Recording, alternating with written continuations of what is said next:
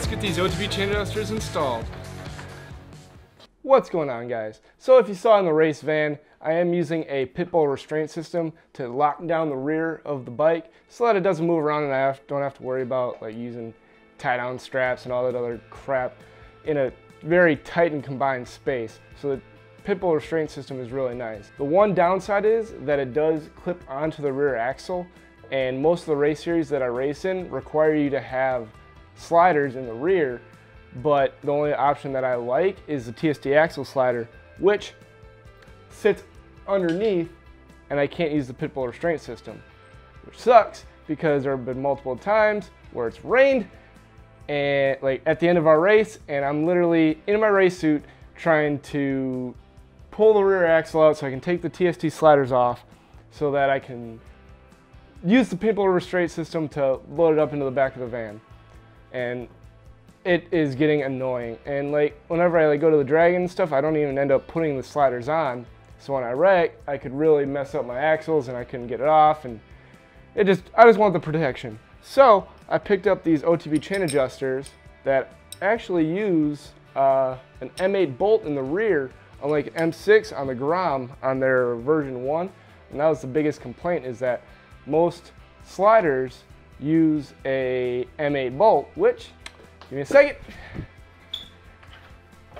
I got right here, and uses an M8 bolt and it fits right into the OTB chain adjuster, so don't have to worry about axle sliders, as this is Delrin. This is actually a Woodcraft axle or spool slider that actually serves two purposes. It works as a slider, and I can use my pit bull spool holder, unlike the swing arm, and it's annoying. The bike slides around like when I set it up, it literally was here and it's already slid back that far. So if you're working on it, it's sliding off. It's a pain in the butt.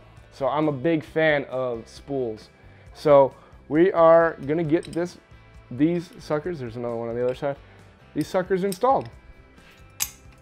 And to just give you guys a little better idea on what this does, it hooks on the one side of the axle and hooks onto this side.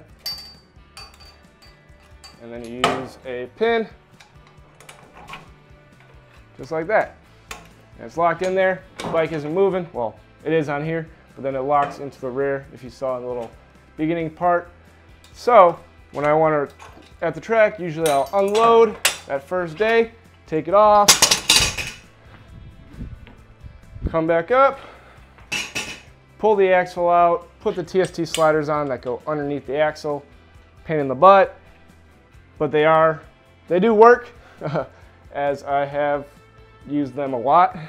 But other than that, it's going to be a pretty simple install.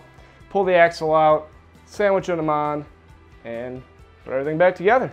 All right, first off, we're going to take off the 17. The axle. And if you guys haven't noticed, I've kind of already switched over to Milwaukee tools, and there's kind of two parts to that actually. So right now I'm just tapping out the axle and using a long drill bit to be a sacrificial axle.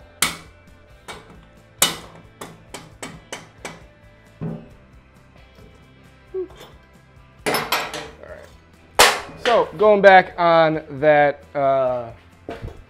part on the Milwaukee tools. So there's two parts to that. One being, watch a guy on YouTube, probably some of you might know him, Taylor Ray. I saw that Milwaukee has been supporting him in his YouTube endeavors and sending him tools and testing out. And I saw he had a air pump that uses the M18 or M12 battery, which is awesome.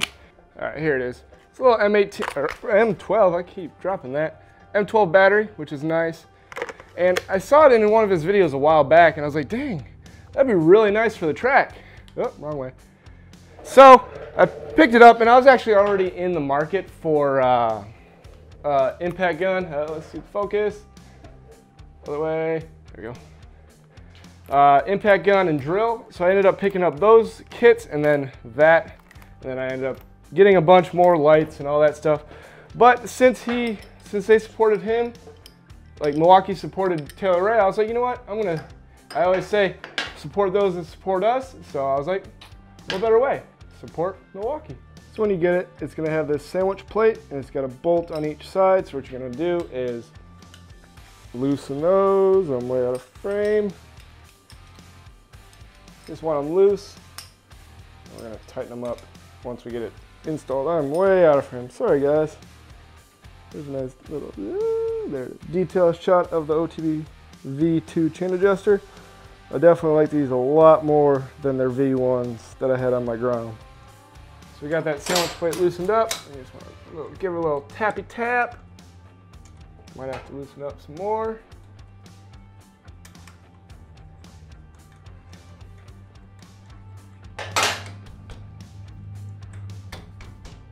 There we go, until it's seated. There's like a little groove in the top. I'll get a shot of that for you. All right, disregard the dirty chain. I know I'm gonna clean it up after this because I gotta use those brand new chain adjusters for what it's meant for. So if you see it right there, there's like a little groove right there. That's what hooks into the back of the swing arm. And then you tighten everything up. We're just gonna tighten these evenly. I'd have to go back through. Doesn't help that it's at a weird angle right now. All we gotta do is put the axle back in. That's the nice thing about using the screwdriver, or the drill, I guess, or the drill bit, that's it. Tappy taps.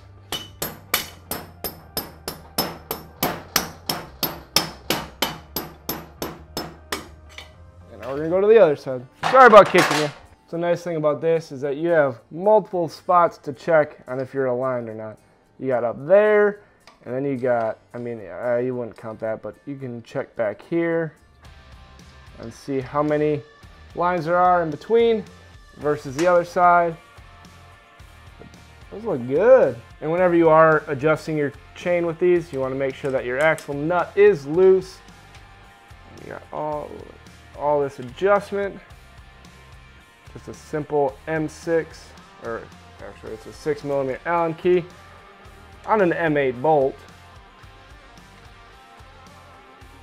Look at all that range. It's super easy. No more having to hit the tire forward when you have to tighten it or make adjustments. And then all you gotta do is whoop. By the way, I just twist it all the way back. Super simple. And the moment I've been waiting for a while, taking this bolt out.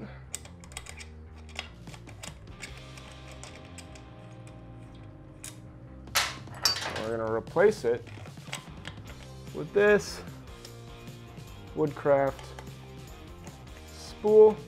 And OTB does have a kit that has a metal spool with it, but since I can't run metal, I didn't end up paying for that kit, and I just got these off of Amazon, and I'll leave a link down in the description. Well guys, that wraps it up. I mean, it's quick, simple 5-minute install, but a lifetime of easy chain adjustments. All you gotta do, loosen the axle and turn 2 bolts.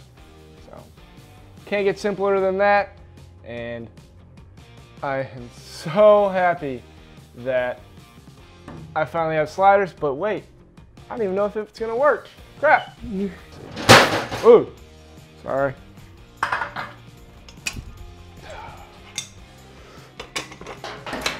Oh.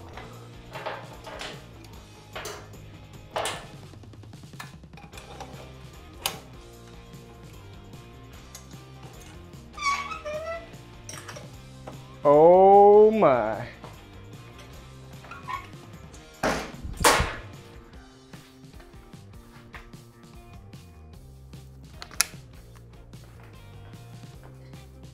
It just barely clears on this side. Holy crap. This side's good. That side just clears, so it's gonna be perfect. So much easier, Sorry, my autofocus is terrible, or my manual focus. But damn, is that gonna be good. And now it finally wraps it up, and I am so happy that I can finally use the Pitbull restraint system without having to take off my TST sliders, which I did enjoy, but they were a pain in the butt when I wanted to use this. And I got spools again so that I am safe and I'm not sliding around while I'm trying to work on my bike. But if you want to pick them up, they do have them for the Honogram as well as the Z125 now in version 1 and version 2. I'm not sure if places still have version 1, but V2 is now the way to go, and I will leave a link to them down in the description. And now you get to watch me struggle putting my bike back in my van. Bye.